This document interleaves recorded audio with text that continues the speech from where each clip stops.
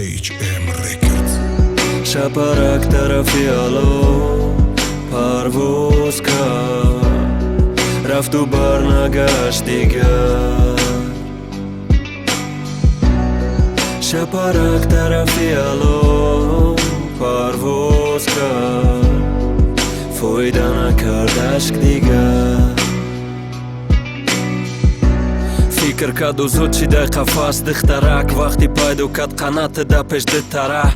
افتا بود در روشنی که چند راهوی تاریکی را مثل شپرک ندانست که در باریکی رفت. فکر کرد تمام همه لذت زندگی اسبی سفید دید ندید بالای زندگی. دخترک الو نقشی دیگه ده که نباید انتخاب میکرد یگان نقشی دیگه. کلید نداره برای درای بسته، برگشتنشم با قفس با پاری شکسته.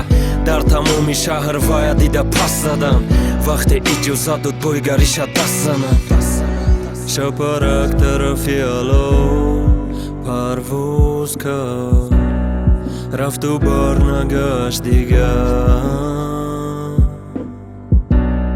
شپرک طرفی الو پرواز کرد، فایده نکرد اشک دیگر.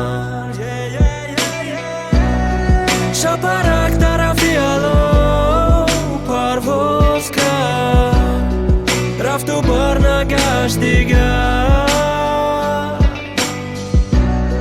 شپرک طرفی الو پرواز کرد، فایده نکرد اشک دیگر. او میخواسته کم زیستن، خوبش در برای او ندانستن.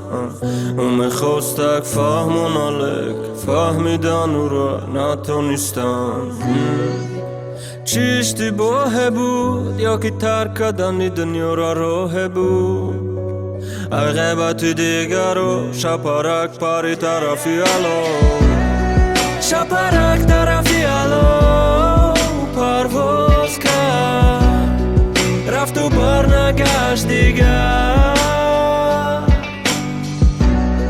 شپرک طرفی الو پرواز کرد، فایده نکرد اشک دیگر.